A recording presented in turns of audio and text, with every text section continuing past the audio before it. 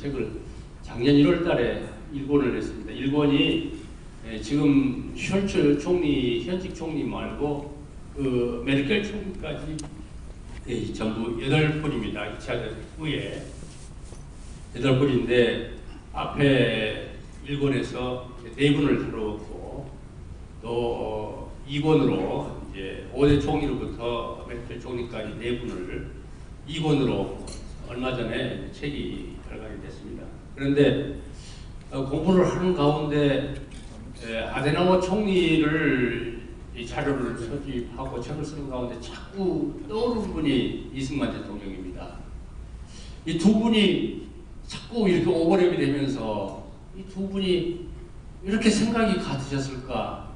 마치 서로 이렇게 하트라인을 개설해놓고 서로 상의를 하면서 이분들이 정치를 하시지 않았나 할 정도의 그런 생각이 자꾸 드는 겁니다. 그래서 제가 이 아데나워 총리와 이승만 대통령을 조금 이렇게 비교하는 이런 것들을 우리 국민들한테 전하는 것도 의미가 있겠다 이런 생각을 가지고 오늘 이런 제목을 가지고 여러분 앞에 섰습니다.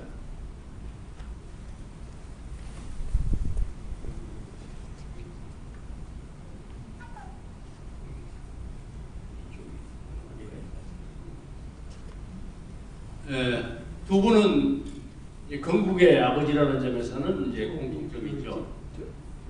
이승만 대통령이 보면은 1875년생입니다. 1875년생이고 아데나워 총리가 1876년생이니까 한 살 차이입니다. 이승만 대통령이 한 살 위인데 이승만 대통령이 1948년에 대통령이 되셨고 아데나워 총리는 이제 서독 총리 일대 총리로서 49년에 거국을 해서 정부 수립을 해서 총리가 됐으니까 집권한 때는 나이가 두 분이 우리 나이로 74세 똑같습니다. 그리고 두 분은 이제 장기 집권을 했죠. 이승만 대통령은 12년을 재임을 했고 또 아데나워 총리는 14년을 재임을 했습니다. 또 오랫동안 이렇게 재직하신 것도 이 두 분들이 74세에 집권을 했으니까 그때 나이로 보면 엄청난 이제 노인이죠. 그것도 좀 쉽지 않은 일인데 두 분이 공통점도 있고 그리고 이승만 대통령은 아시다시피 이제 미국 유학 생활을 그리고 상해 임시정부 대통령, 한국독립운동 이런 경력을 가지신 분이라고 한다면은 아데나워 총리도 그 나치 집권 전에 17년간 펠른 시장을 했습니다. 그래서 행정 경험이 아주 풍부하고 특히 1차 대전에 패망한 독일을 다시 이제 정비하는 데 있어서 귀중한 역할을 펠른 시장으로 하셨습니다. 그리고 항일 독립운동을 하면서 핍박을 받았던 이승만 대통령과 마찬가지로 아데나워 총리도 12년간 나치의 핍박을 받아왔고 수도원에 피난한다든지 또 구금을 당한다든지 뭐 그리고 부인도 그 과정에서 잃게 되는 그런 어려움을 겪은 점에서 두 분이 공통점이 있는데 두 분은 그야말로 풍부한 경험 경륜을 가졌고 강력한 권력 의지를 가지신 분들이었다. 이런 점이 공통점이고 두 분 다 이제 종교로는 이제 기독교였다. 이런 점이 물론 이제 아데나워 총리는 이제 천주교입니다. 이제 이승만 대통령을 이렇게 신경만 그런데 독일이나 한국이나 당시에 건국을 하면서 제일 큰 문제가 이 한민족이 두 나라로 분단되는 이런 상황을 맞게 되는 겁니다. 이승만 대통령 여러분 아시다시피 그때 남한간의 단독정부가 불가피한 한민족이 한국가를 이루는 것은 너무 당연한 일이고 바람직한 일이죠. 그러나 그때 여러분은 아시겠지만은 지금 시간 내에서는 그런 이야기를 할 수는 없지만은 남한만의 단독정부를 구성하는 것이 불가피했기 때문에 그야말로 고민 끝에 그 선택을 할 수밖에 없는 그런 이승만 대통령이었고, 한반도 전체가 아시다시피 소련의 위성국가, 공산국가가 될 위협이 아주 농후했던 그런 시기였기 때문에 남한만의 단독정부 수립이 불가피했던 그런 생각이었고, 또 당시 아시다시피 미국은 한국의 전략적 가치를 과소평가하고 정부 수립 후에는 일시 또 철분을 했고, 또 에치슨 라인을 그어가지고 필리핀과 일본을 연결하는 것을 이제 미국의 전략적인 방어선으로 이렇게 생각을 했기 때문에 우리 남한은 거기에 끼지 않은 이런 상황이었습니다. 그리고 그래서 이제 이승만 대통령은 이제 미국이 아닌 유엔 감시하에 전 국민이 참여하는 민주선거를 통해서 우선 남한만의 단독 정부를 구성할 수밖에 없다, 이런 결단을 내리신 거죠. 그래서 한반도의 유일한 합법 정부다. 물론 유엔 결의도 있었지만 이 문제와 관련해서는 우리 좌파하고 우파하고 역사학자들이 크게 이제 다투는 부분 아니겠습니까? 그런데 한반도의 유일한 합법 정부다 하는 것은 유엔 결의도 있었겠지만, 북한 입장에서는 뭐 남한이 자기들이 한반도 유일한 합법 정부라고 하는데 그걸 납득을 하겠습니까? 우리 국민의 입장에서도 객관적으로 생각하면은 과연 그게 정치적인 주장이지 말하자면 법률적으로 어떻게 그게 옳은 주장이냐 하는 의문이 들 수가 있습니다.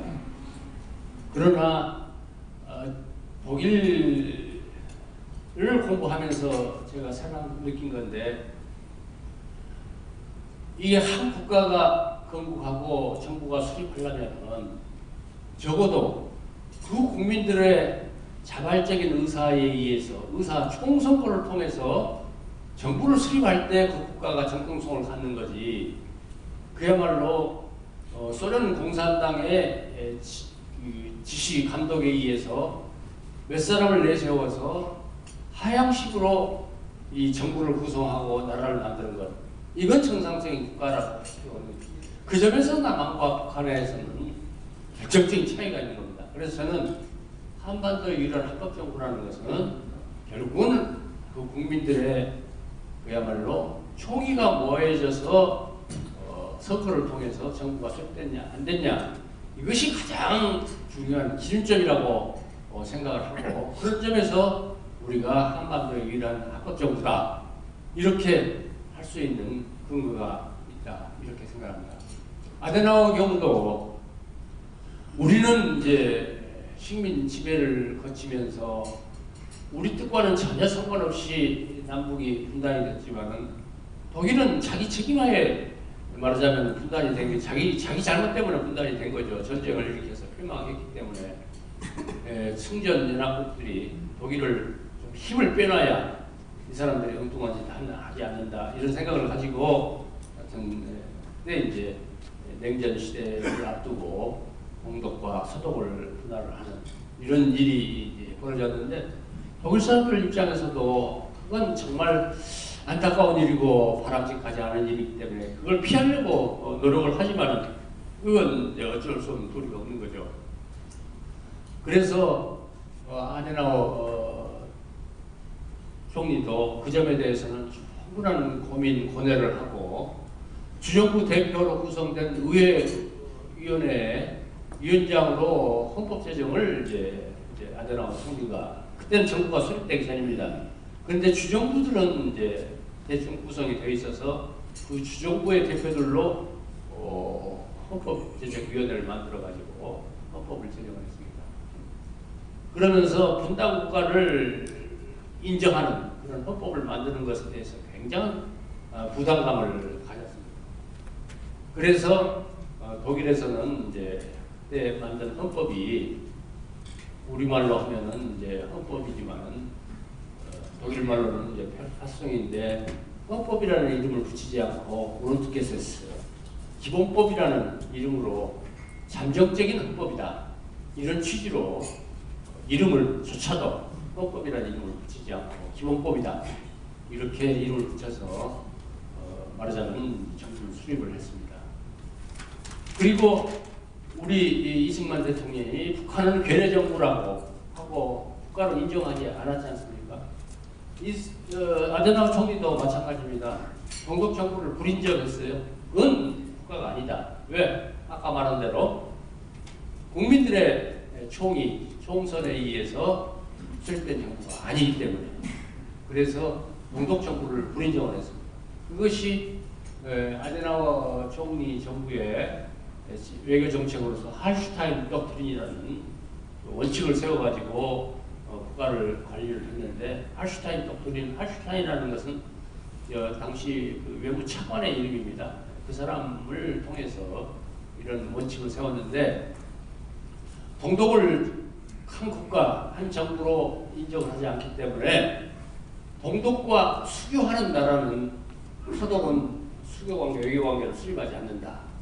그렇게 해서 동독을 국가로 인정하고 외교관계를 맺는 것을 막는 그런 정책을 썼는데, 그걸 한동안 오랫동안 썼습니다. 빌리 브란트에 의해서 사실상 동독을 정부로 국가로 인정하는 수밖에 없는 그런 상황이 이를 때까지 계속해서 저 정책을 유지를 했는데, 저 점에 있어서도 우리 이승만 대통령과 아데나우 총리는 같은 생각을 가지셨다. 기본 정책 노선은 이승만 대통령 아시다시피 자유민주주의와 시장경제를 우리 헌법상 기본 원칙으로 삼았습니다. 그리고 적서반상의 차발, 그러니까 우리 조선시대를 거치면서 말하자면 신분의 차이가 있었던 적서반상 차별과 빈부격차를 없애는 평등을 강조하는 그런 기본적인 생각을 가지시고 건국을 했고, 그런 것들이 이제 농지개혁에서 나타났고, 또 기본적으로 반공, 반일, 친미, 친서방 정책을 이승만 대통령은 이제 시로 내세웠고, 또 6.25가 일어났을 때도 차제 통일을 이루고자 휴전에 적극적으로 반대했던 통일지향의 생각을 가지셨습니다. 아데나우 총리도 마찬가지로 자유민주주의와 시장경제를 기본으로 했습니다. 그리고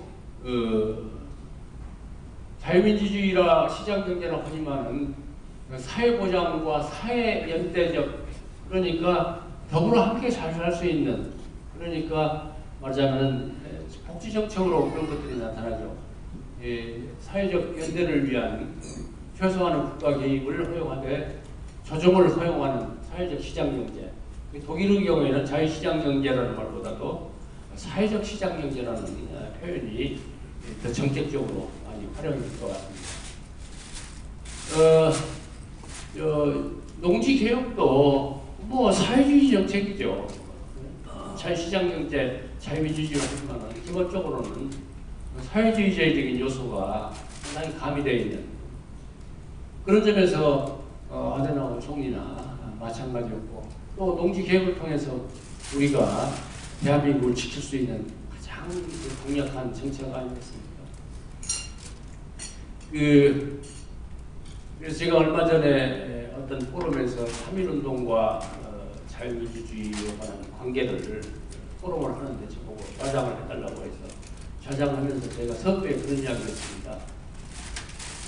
대한민국은 지금 해방 후에 짧은 기간 동안에 민주화와 산업화를 이루는 번영의 국가가 됐고, 세계 신권의 경제 국가가 됐고, 또 다른 모든 분야에서도 좀 행세를 하는 이런 국가가 됐는데, 북한은, 같은 민족인 북한은 세계 최빈국이 아닙니까?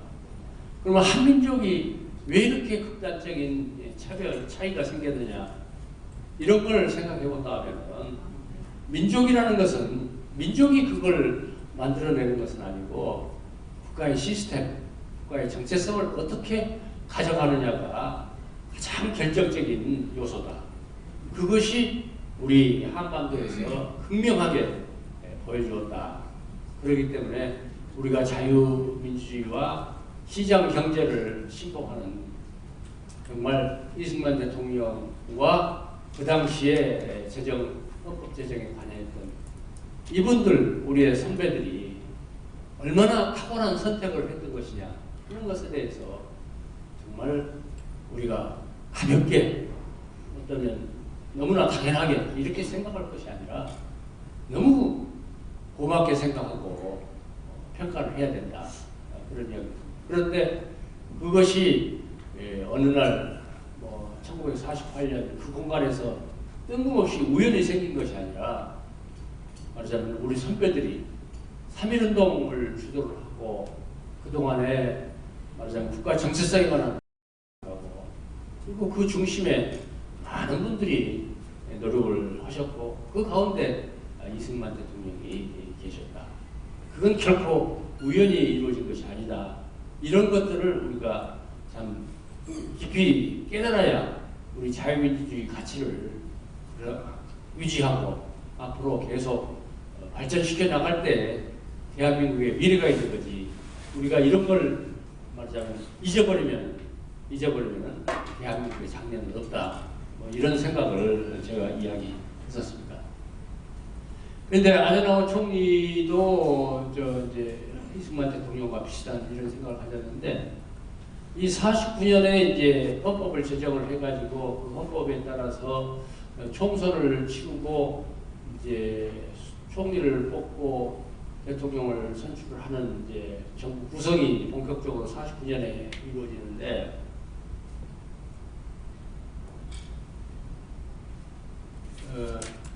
그때 독일은 아시다시피 그 총리를 하원에서 연방 하원에서 이제 선출합니다. 연방 하원에서 과반수 투표를 해서 선출하는데 한개 정당 다당제 국가이기 때문에 한개 정당이 과반수 의석을 찾기가 어려워요.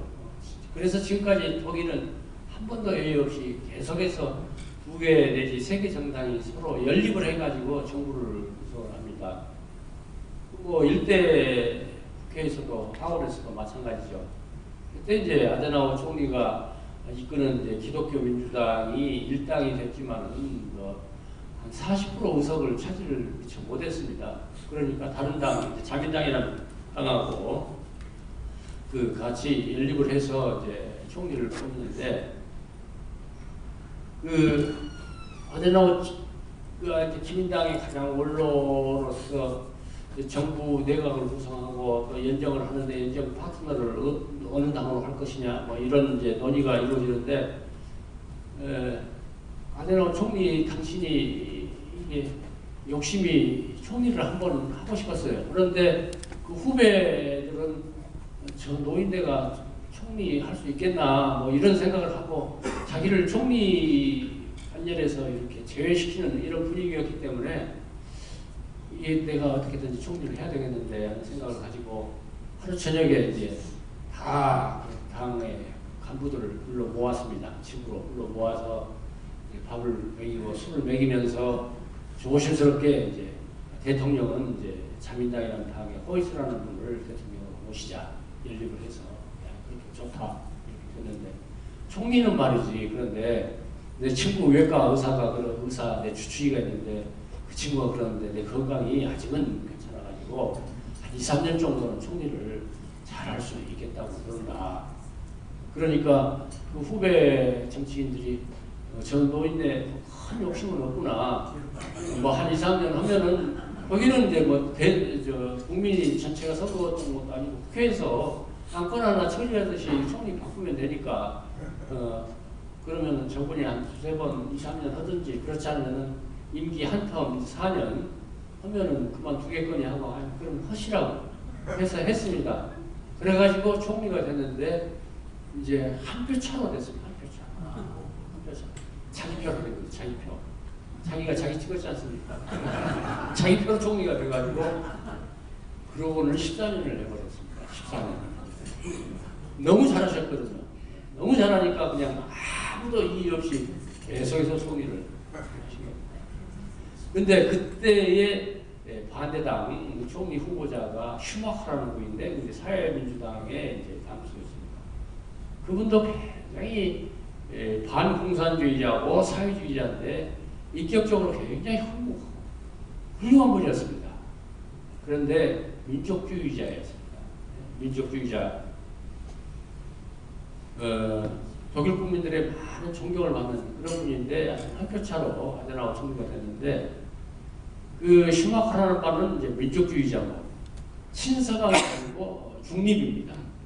중립이고 그리고 자유시장 경제가 아니라 말하자면 계획경제, 사회주의이기 때문에 그런 이제 생각을 가지고 그리고 당시에 그 미국에서 마샬 플랜을 통해서 그 서독을 비롯한 이제 전쟁에서 피해를 입은 서유럽 국가들을 대대적으로 이제 지원을 했지 않습니까? 마샬 플랜을 통해서.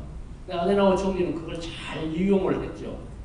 그런데 슈마커는 그 마샬 플랜이라는 것은 제2의 제국주의 침략이다 이렇게 생각을 했던 분이기 때문에 정말 어느 노선을 택하느냐에 따라서 나라의 발전은 완전히 달랐을 텐데 다행히 참 서독이 구분이 있었다 저는 그런 생각을 하는데 아데나우어 총리가 있기 때문에 친서방의 사회주의 자유시장 경제 노선 이것을 취했기 때문에 오늘의 독일이 있는 것이지 만약 슈마커가 말하자면은 총리가 됐다면 오늘의 독일의 모습은 완전히 다른 모습이었을 것이다 이런 생각을 합니다.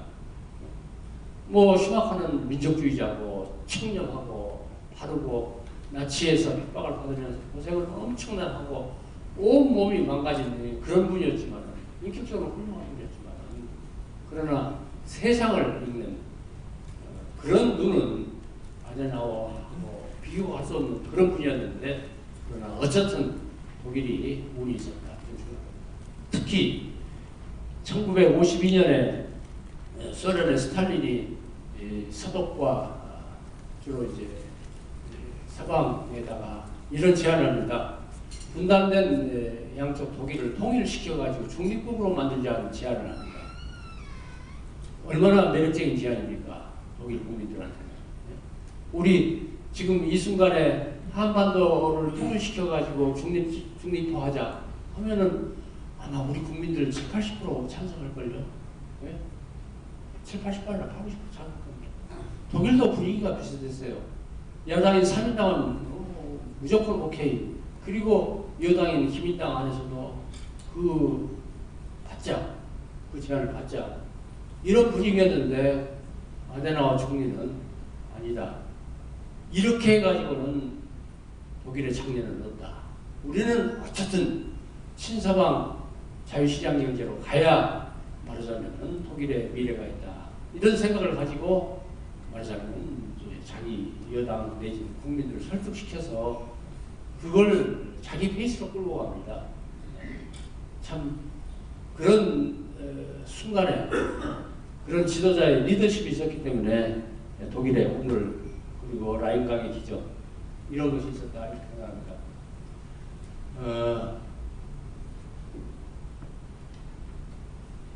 사민당의 슈마커가 중간노선 계획경제 타협적 민족 통일정책 이렇게 그리고 이제 아데나우어 총리의 통일정책은 우리가 유일한 합법정부고 우리가 경제력이 세지면은 지난철의 원리에서 당연히 동독은 우리한테 끌려올 수밖에 없다.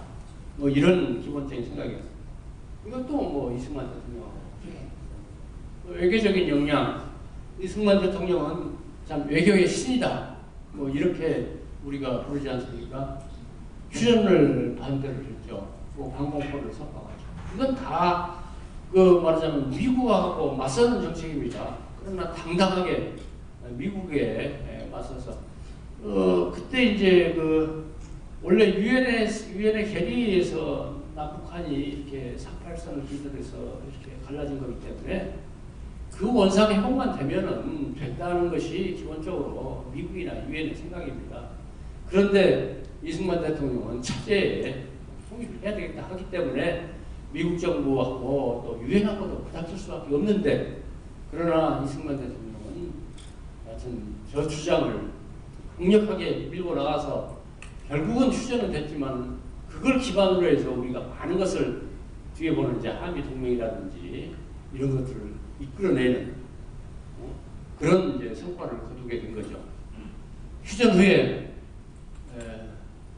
후에 이승만 대통령이 그 미국을 방문하셔가지고 비행기에서 내려가지고 한 말씀이 이겁니다. 시절에 우리 한국 국민들은 워싱턴의 국제인들 때문에 통일을 상실하였고 잘못된 휴전 때문에 공산주의자들의 기만 살려주었다. 는 워싱턴 도착 성명을 이게 대단한 겁니다. 네.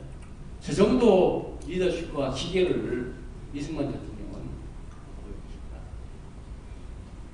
또 그렇게 어떻게 보면은 우리 조그만 한국이 그 미국을 이런 식으로 몰아붙이고 세계 여론에 호소를 했기 때문에 이를 계기로 해서 한미 방위 조약이 체결되고 이게 사단이 주둔하게 되고 군사 원조, 경제 원조를 얻어낼 수 있는 기반을 이렇게 만들게 됩니다.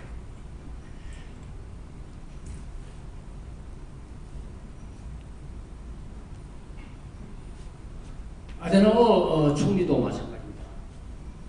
아데나워 총리는 아데나워 총리는 어쩔 수가 없죠. 왜냐하면 이제 뭐 전범 국가의 전승 국가의 관리를 어느 정도 받을 수밖에 없는 그런 나라였으니까 이 사진 보면은 49년에 아데나워 총리가 하원에서 총리가 선출된 뒤에 이제 그 미국, 영국, 불란서 3개국의 이제 군사 고문단이 본에 나와 있었습니다. 거기를 인사를 갑니다. 오리 없이. 왜냐하면 그야말로 저 사람들이 소독의 목줄을 잡고 있으니까 저기를 인사를 갑니다. 근데 인사 갈 때의 프로토콜이 들어가서 양탄자가 홀에서 이제 절반만 깔려 있는데 전승국의 이제 국무관 세 사람은 그 양탄자 위에서 서 있고 아데나워 총리는 이제 양탄자 밖에 그냥 맨 바닥에서 이렇게 인사를 하는 것으로 이렇게 정해져 있었는데 아데나워 총리가 자존심상 도저히 그걸 용납을 할 수가 없으니까 들어가자마자 그냥 이 사람들이 이렇게 오는 수고를 덜어주는 그런 모양새로 그냥 불나게 쫓아가가지고 이 사람들이 미쳐 양탄자 끄트머리에 나오기 전에 올라가가지고 저렇게 올라서가지고 그냥 인사를 그래서 양탄자를 올라탄 겁니다. 저 사진이 보도가 되자 그리고 저 사진에 아데나워 총리의 의도가 저 사진을 통해서 나타나자 독일 국민들이 엄청난 이제 말하자면 자존심을 회복하는 그런 계기가 됐습니다. 그리고 그 페테스베르크라고 하는 이제 고문관들이 있는 우리나라 남산 같은 곳인데 거기에 있는 고문관실하고 뭐 그 장군들 나와 있는 장군들이 뭐 족하고 자식 같은 아이들이죠. 근데 그런 사람들을 어르고 달려고 해가지고 정말 엄청난 것을 얻어냅니다. 예를 들어서 그때는 외교권도 없고 뭐 국방 군대도 허용이 되지 않고 심지어 그 중공업 군수 산업이 될 수 있는 중공업은 전부 공장 뜯어내기로 돼 있었고 선박도 톤수가 일정 이상 규모되는 것은 선박 못 만들게 돼 있고 완전히 이건 독일의 힘을 빼기 위한 것이 애당초 초기의 정책이었기 때문에 그러나 아데나워 총리가 그분들 만나가지고 어르고 달래고 해가지고 이런저런 명분을 세우고 그 과정에서 이제 한국동란이 일어났기 때문에 그것이 이제 많은 또 도움을 줬습니다. 어쨌든 국제기구에 가입할 수 있는 권한을 회복하고 중공업 기업 해체하는 작업을 중단을 시키고 선박 건조 제한을 철폐하고 뭐 이런 등등을 통해서 외교권과 국방권을 이렇게 회복해가는 그런 노력을 외교적인 그런 역량을 보여줬습니다. 그리고 이승만 대통령은 참 요새 일부 역사학자들이나 모르는 사람들이 이승만을 친일파라고 하는데 넌센스도 그런 넌센스가 없죠. 제가 1954년에 초등학교를 들어갔는데 한글 처음 배워가지고 글을 읽게 돼가지고 보면은 교실에 표들이 붙어있는데 그 표가 방공반이래요. 근데 지금도 뚜렷이 기억합니다. 방공반이. 그때 참 이승만 대통령의 국가 정책의 가장 중요한 대목이 반공 반일이었습니다. 그래도 이승만 대통령 친일파라고 하는데 그건 정말 왜곡이죠. 그런데 어쨌든 이승만 대통령한테는 이제 친일파를 어떻게 이제 다룰 것이냐, 취급할 것이냐 문제가 있었고, 아데나워 총리는 이제 나치에 부역했던 사람들을 어떻게 다룰 것이냐 하는 문제가 있었습니다. 뭐 성격은 좀 다르지만은 그러나 비슷한 고민이 수반된 그런 문제였을 것 같습니다. 근데 이승만 대통령은 말하자면 국가 발전을 위해서 꼭 책임 있는 사람 외에는 비교적 관용하는 그런 정책을 취했고, 또 반민 특위에 관한 이제 모든 절차도 이제 6.25 전쟁이 발발하고 뭐 이런 해방 공간에서 여러 가지 이제 또 북한이 여러 가지 간첩이나 또 폭동을 통해서 남한을 뒤집으려고 하는 입장에서 어떻게 하면 그걸 방어하기 위해서 힘을 모으고, 그런 과정에서 친을 했더라도 그런 능력 있는 사람들을 또 활용을 해야 되고, 또 일부 행정 관료라든지 이런 분들도 활용할 국가 발전을 위해서 필요하기 때문에 말하자면 그런데 아데나워 총리도 마찬가지였습니다. 기본적으로 중한 책임자 외에는 관용하고 활용하자, 그런 것이 아데나워 총리의 입장이었습니다. 그리고 총리실의 그 최고 책임자인 총리실장 한스 블로케라는 분이 있었는데 그분도 나치에 부역을 했던 사람입니다.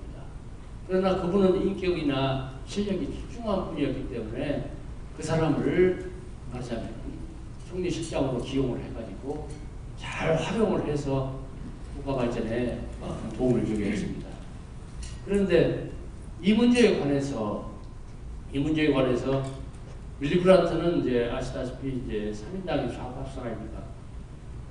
블로케를 총리실장으로 쓴 것에 대해서 굉장히 적절치 않다 비난을 했어요. 비난을 했는데 나중에 윌리 브란트가 한 이야기가 그건 자기 생각이 틀렸다. 아데나워 총리께서 블로케를 총리실장으로 쓰고 많은 나치 부역자들을 품어안고 활용했던 것은 잘한 일이다. 이렇게 평가를 했습니다. 그러니까 독일은 우파나 좌파나 그야말로 현실 인식을 정확히 하고 그것이 국익에 도움이 되고 국가 발전에 도움이 되는 방향으로 기본적인 생각을 가지고 정치를 하는 분이었다. 그 가운데 아데나워 총리가 있습니다.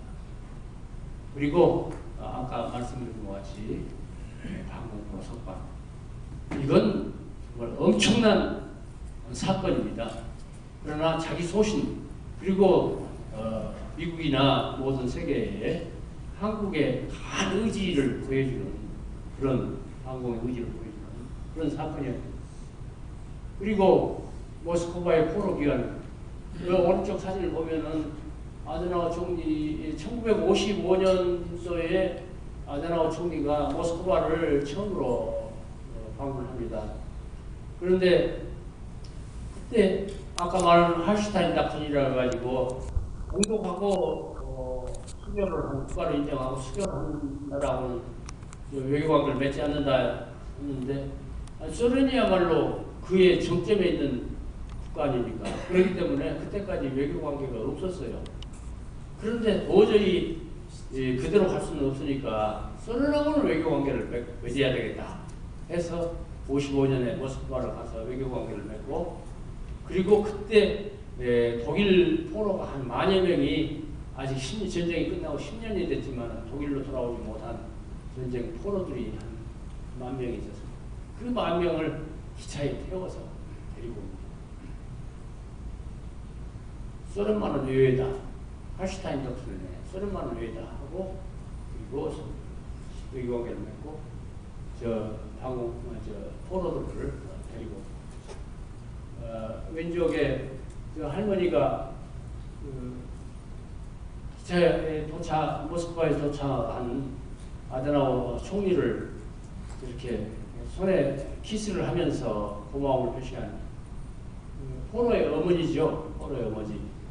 참 감동적인 사진이어서 제가 사진을 찍었습니다.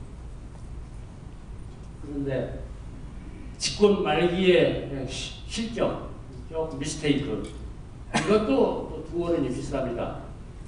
그래서 저는 이게 너무 장기 집권은 곤란하고 10년 정도가 적당하지 그 이상 하는 것은 아무리 국민의 지지를 받더라도 10년 이상은 조금 이분들에서 거기야 이분들은 이제 출발이 늦었으니까 좀 다르겠습니다만 후계자 문제로서 이제 실종을 하고 이제 민심이 이탈이 됐죠. 이승만 대통령. 그래서 8.9 혁명, 하와이 망명이라는 이제 비극을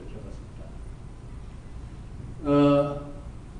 아데나우 총리도 소련이 1961년에 베를린에다가 이제 장벽을 느닷없이 건설하지 않습니까? 그런데 그것에 대해서 아주 야무지게 대처를 못했어요. 그 과정에서 아마 아데나우 총리는 그 부분에 대해서 너무 강력하게 대응을 하면은 3차 대전의 위협이 있지 않을까 해서 아주 소극적으로 들어왔습니다. 그게 이렇게 그렇다고 하는데 하여튼 그렇다 하더라도 빨리 베를린으로 달려가가지고 베를린 현장에서 서베를린 시민들을 위로하고 또 격려하는 그런 이제 메시지를 전했어야 되는데 그 타이밍을 놓쳤어요. 그게 이제 민심 위반하는 좀 계기 원인이 됐습니다. 그때 베를린 시장이 빌리 브란트였습니다. 빌리 브란트는 그 서독 지역에서 선거운동을 하고 있었는데 그냥 선거운동을 중단하고 베를린 시내로 돌아가가지고 시민들과 같이 하고 그때 케네디 대통령에게 베를린 시장이 케네디 대통령한테 어떤 요구를 하는 것은 외교상은 실례죠. 그렇지만은 하여튼 케네디 대통령이 직접적인 요구도 하고 뭐 그런 모습을 보여줌으로써 브란트라는 사람을 세계적으로 이렇게 부각시키는 계기가 됐었습니다. 그리고 아데나우 총리는 후임 총리를 선정하는 과정에서 효과적으로 대처하지 못했습니다. 이대 총리가 그 에르하르트 총리라고 그 외교장관을 경제장관을 14년을 같이 했던 분입니다. 형제간 같이 일했던 분인데 아데나우 총리는 대세는 에르하르트가 당연히 해야 된다. 왜? 그분은 말하자면은 그 사회적 시장 경제를 위반해가지고 정책을 수립했고 경제적으로는 그분이 사실상 독일의 경제 붐을 일으켰던 분이기 때문에 독일 국민들이 굉장히 좋아하고 존경하는 분이었는데 아데나우 눈에는 양에 안 찼어요. 왜? 이 사람은 외교관계, 국제관계는 서투르다. 그런 이유로 그 에르하르트를 자꾸 이렇게 총리가 된 것을 견제하고 파괴를 했습니다. 그런 과정에서 갈등이 생기고 연정 파트너인 자민당이 이제 그만하십시오. 만약 계속 하시겠다면 우리가 연정 탈퇴하겠습니다. 뭐 이렇게 해서 쫓겨나다시피 퇴진을 했습니다. 이런 점에서 물러나면서 두 분 다 물러나는 과정에서는 모양새가 좋지 않았습니다. 그런데 역사적 평가는 우리는 극심한 평가차가 있죠. 심지어는 대한민국까지 태어나서는 안 될 국가였다고 하면서 이승만 대통령은 그 수개고 그리고 실패다. 뭐 이렇게 하는 것에 비해서 아데나우 총리는 아데나우 총리도 쫓겨난 거죠. 연정 파트너가 이제 그만하겠다, 우리 연정 탈퇴하겠다 하니까 물러난 겁니다. 그러나 독일 사람들은 독일 국민들이 가장 위대한 독일인을 그 독일의 공영방송에서 여러 조사를 했는데 1위가 아데나우 총리입니다. 2위가 종교교육을 했던 16세기의 마르틴입니다. 3위가 빌리 브란트입니다. 현실 정치인이 그것도 우파 정치인과 좌파 정치인이 1위, 3위를 하고 있어요. 그러면서 정권 교체가 아주 스무스하게 되면서 서로 정책이 계승되면서 서로 협력하면서 이런 정치가 이루어지는 것이 독일 정치고 그 중심에 말하자면 아데나우 총리가 있고 아데나우 총리는 그래서 독일 국민들로부터 가장 존경받는 총리가 독일인이 되어 있다. 우리는 건국의 대통령을 말하자면 아주 극심하게 평가절하하는 그러한 사람들이 상당수 차지하는 이런 현실적인 종류와 차이가 있는데, 그래서 우리가 이제 이승만 대통령과 아데나운 총리를 이렇게 비교를 하면서 정치가 어떤 식으로 이루어져야 되고 또 국민들은 어떤 생각을 해야 되는지 하는 것에 관해서 교훈을 얻었으면 좋겠다 하는 취지로 제가 두 분을 비교한 내용으로 오늘 말씀을 드렸습니다. 두서없이 이 얘기가 전개돼서 죄송합니다. 마치겠습니다.